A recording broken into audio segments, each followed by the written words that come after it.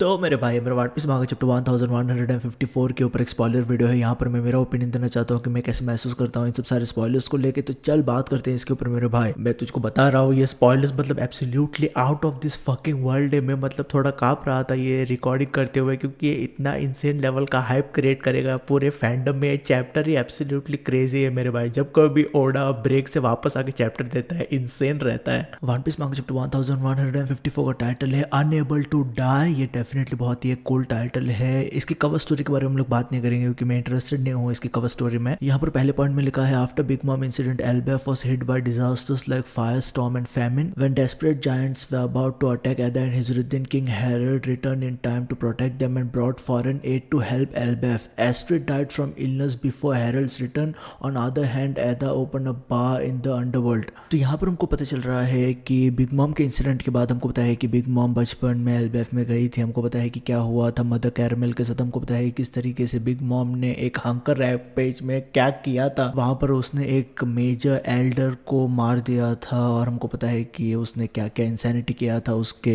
Craving या हंकर rampage में। तो बिग मॉम इंसिडेंट के बाद कई सारे नेचुरल कैलेमिटीज आए एल्बेफ में और हम देख रहे थे कि जायंट्स के ऊपर अटैक कर रहे थे। पर क्या होता है कि एल्बेफ में उसी मोमेंट पे जब काइंड ऑफ कॉन्फ्लिक्ट स्टार्ट होने जा रहा था एल्बेफ में, तभी ही किंग हेरल्ड आके फॉरेन एड भी बेसिकली यहाँ पर लेके आता है। वो बहुत ही अच्छी बात है कि हाँ हम लोग देख रहे थे कि किंग हेरल्ड कई सारे डिफरेंट कंट्रीज में गया था, उनके साथ रिलेशनशिप फॉर्ज कर रहा था। तो यहाँ पर इवेंचुअली हम देख रहे हैं कि वो मदद में आया है फॉरेन एड के रूप में। तो यहाँ पर हमको ये भी पता चला है कि लोकी की माँ एस्ट्रिड, हमको पता है कि लोकी को नीचे अंडरवर्ल्ड में उसने फेंक दिया था क्योंकि उसको उसका आंख पसंद नहीं आया था और वो बोल रही थी किस तरीके से ये कर्स चाइल्ड है। और एस्ट्रिड ने भी प्रोफेसी किया था कि लोकी एक दिन किंग हेरल्ड को मार देगा जान से। तो यहाँ पर हम देख रहे हैं कि उसका डेथ हो गया है इलनेस की वजह से। प्लस आयदा जो बेसिकली हजरुद्दीन की माँ है उसने अंडरवर्ल्ड में एक बार बनाया है। मुझे लगता है कि उसने लोकी को कंसिडर करके वो बनाया। मुझको पता नहीं है कि अंडरवर्ल्ड में उसने बार क्यों बनाया है, पर ठीक है। यहाँ पर नेक्स्ट पॉइंट में लिखा है 56 years ago Harold went to the reverie but the government ignored him. Back in Elbaf, Jurel talked to Harold about Galila. The name might be slightly different. A group of ancient giant and non-ancient giant shipbuilders who were captured possibly by the government. ये मेरे भाई एक explosive reveal है मेरे हिसाब से, क्योंकि हमको पता है कि वाटर 7 में गालिला है जो बेसिकली शिप बिल्डिंग करते हैं, शिप बनाते हैं उन लोग पायरेट्स के लिए, गवर्नमेंट के लिए। अब ऑब्वियसली यहाँ पर ये स्पॉइलर में लिखा गया है कि नाम थोड़ा डिफरेंट हो सकता है, पर ये जो बात कर रहे हैं इन लोग, ये जुरेल जो बता रहा है किंग हेरल्ड को, या उस टाइम पे वो हेरल्ड रहेगा 56 ईयर्स अगो के बारे में बात कर रहे हैं हम लोग, तो डेफिनेटली जुरेल बता रहे हैं किस तरीके से जायंट और नॉन एंशिएंट जायंट वो लोगों को वर्ल्ड गवर्नमेंट ने कैप्चर कर लिया था। तो मुझको पता नहीं है कि यहाँ पर क्यों जुरेल बता रहा है किंग हेरल्ड को ये सब सारी चीजें, कौन सा कॉन्वर्जेशन आया जिसकी वजह से जुरेल ये सब सारी चीजें किंग हेरल्ड को बता रहा है मेरे भाई। पर ये बहुत ज्यादा इंसेन है क्योंकि हमको पता है कि जो प्लूटन वेपन है, जो एंशिएंट वेपन प्लूटन है, वो बेसिकली बनाया गया था वाटर 7 में। तो ये एब्सोल्युटली इंसेन और ये सेंस भी करता है क्योंकि at the end of the day अगर जायंट्स इन्वॉल्व होंगे बनाने के लिए प्लूटन को, हमको पता है कि प्लूटन बहुत ही एक मैसिव एक शिप है जो बेसिकली लेवल कर सकता है कोई भी आइलैंड को। हमको पता है कि वानो कुनी में प्लूटन है। हमको वो एक मैसिव रिवील मिला था कि वानो कुनी हमको किस तरीके से जो ओरिजिनल वानो कुनी है वो एक्चुअल में समझ हो गया है। उसके ऊपर से उन लोगों ने बाद में सिविलाइजेशन बनाया था। हमको पता है किस तरीके से दुनिया डूब रहा है, वो सब सारी चीजें हम लोग स्पेकुलेट कर रहे थे किस तरीके से वानो के लोगों ने जानबूझ के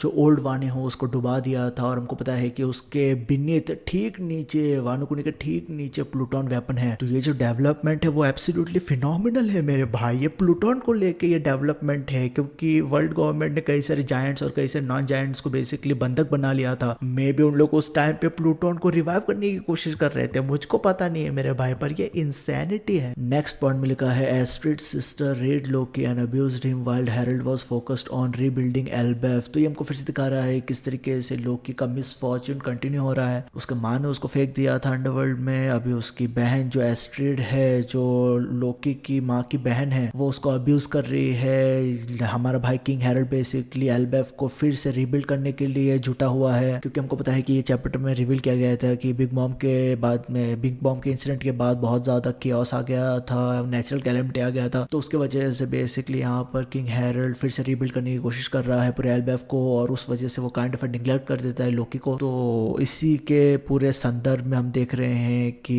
जो एस्ट्रिड की बहन है वो बेसिकली अब्यूज करती है लोकी को क्योंकि वो उसके शरण में था। नेक्स्ट पॉइंट में लिखा है 48 years ago Loki unleashed some some giant beast on the village, but when he saw how other child helped Hazruddin, he realized how alone he was. Suddenly Rock's pirate appeared in the underworld and asked Loki if they were in Elbaf and if Harold was around. मेरे भाई ये chapter के साथ क्या चल रहा है यार, सब सारी चीजें क्रेजी होते जा रहा है। पर पहले हम लोग बात करेंगे लोकी के बारे में। लोकी हमको पता है कि उसका चाइल्डहुड बहुत ज्यादा रफ था, इस वजह से उसका बिहेवियर भी उसी तरीके से रहने वाला है। तो बेसिकली वो कई सारे बीस्ट अनलिश करता है विलेजेस के ऊपर, एल्बेफ के ऊपर। बाद में हम देखते हैं कि हजरुद्दीन और उसके दोस्त बेसिकली उसको बचा रहे थे या विलेजेस को बचा रहे थे, उन लोग साथ में काम कर रहे थे। तो ये रियलाइज करवाता है लोकी को किस तरीके से वो बहुत ज्यादा आइसोलेटेड हो गया है। तो वो बहुत ज्यादा सैड चीज है यार। लोकी का जो पूरा लोर है वो और भी ज्यादा सैड बनते जा रहा है थ्रू आउट द चैप्टर। जो नेक्स्ट पॉइंट था इसका यार, जो इसमें जो पूरा चीज था वो रॉक्स डी ज़बैक का बात हुआ था। यहाँ पर रॉक्स डी ज़बैक आता है अंडरवर्ल्ड में, वो एल्बेफ में आया है, वो अंडरवर्ल्ड में आया है और वो लोकी को पूछ रहा है कि क्या वो एल्बेफ में पहुंच गया है, और वो स्पेसिफिकली यहाँ पर आया है किंग हेरल्ड के लिए। मेरे भाई रॉक्स डी ज़बैक का हाइप नेक्स्ट लेवल पे जा रहा है, ठीक है, कंप्लीटली नेक्स्ट लेवल पे जा रहा है। हमने देखा था थोड़ा फ्लैशबैक में, हमने देखा था कि लोकी ने कन्फ्रंट किया था ज़बैक को। हमको वो पता है कि लोकी ने कन्फ्रंट किया था ज़बैक को और ज़बैक ने बेसिकली अपने स्वॉर्ड की मदद से उसको उड़ा दिया था, बहुत ज़्यादा ब्रूटल तरीके से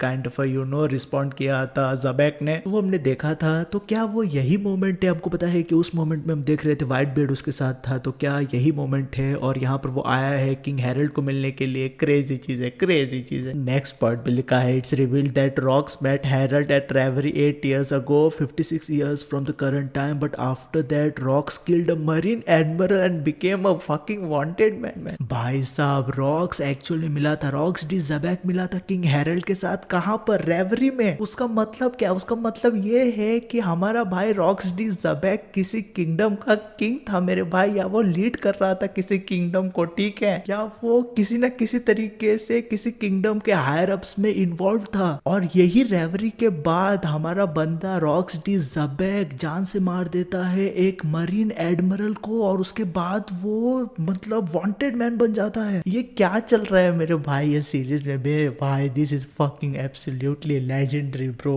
रॉक्स डी ज़बैक का मतलब अभी मतलब पूरा फैंडम हिल जाएगा। ये चैप्टर के फाइनल पॉइंट में और भी ज्यादा इंसेन चीजें लिखा है। इसी के जरिए से ओडा बेसिकली ये एब्सोल्युटली इंसैनिटी के जरिए से ओडा ये चैप्टर खत्म करेगा। यहाँ पर लिखा है मेरे भाई we see Rocks D Xebec's full face, he has two toned hair and looks similar to Blackbeard and that's because Rocks D Xebec was Blackbeard's father. Holy shit man.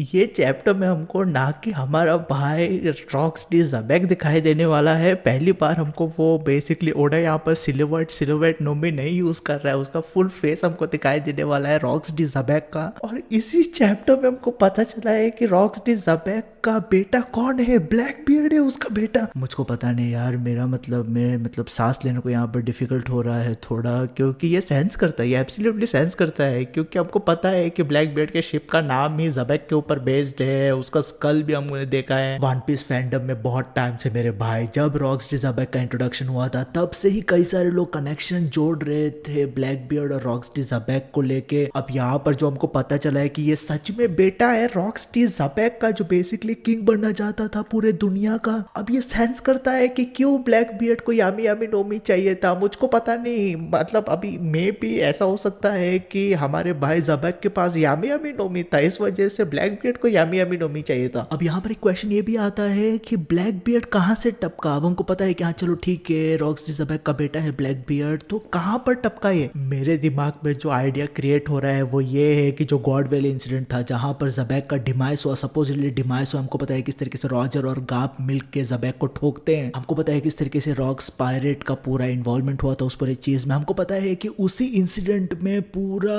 वो पूरा जो आइलैंड था वही गायब कर दिया गया था। तो उसी पूरे आइलैंड में हमको ये भी पता है कि शैंक्स पाया गया था, हमारे भाई गोल्डी रॉजर को शैंक्स मिला था एक ट्रेजर चेस्ट बॉक्स में। तो क्या ये ऐसा हो सकता है कि जो डेसिमेशन था रॉक्स पायरेट का उसी टाइम पे व्हाइट बियर्ड ने भी मे बी गोद ले लिया हो ब्लैक बियर्ड को? मुझको पता नहीं यार ये क्या चल रहा है। अगर ये ऐसा होता है, अगर ये सच में है, तो मैं बता रहा हूँ तुझको शैंक्स वर्सेस ब्लैक बियर्ड का फाइट इंसैनिटी रहेगा। उसका जो स्टेक्स है वो ऑलरेडी हाई है, पर ये अगर सच में है जो मैं बोल रहा हूँ, this is fucking insanity bro. भाई साहब मैं मतलब अभी चैप्टर रेट करने का ही सोच रहा हूँ यार। Like I can not wait for Friday bro, I am like fucking shivering over here, this is absolutely cinema bro. मैं यही सब सारी चीजें बात करना चाहता हूँ और कुछ बात नहीं करना चाहता हूँ मैं यहाँ पर। मैं चैप्टर रेट करके इसके ऊपर बात करूंगा अभी, मतलब ताकत भी नहीं है उतना बात करने के लिए। ये क्या चल रहा है मेरे भाई, चल मैं जा रहा हूँ। Definitely please do like this fucking video man, please like this video so that I can basically come again in the algorithm and I can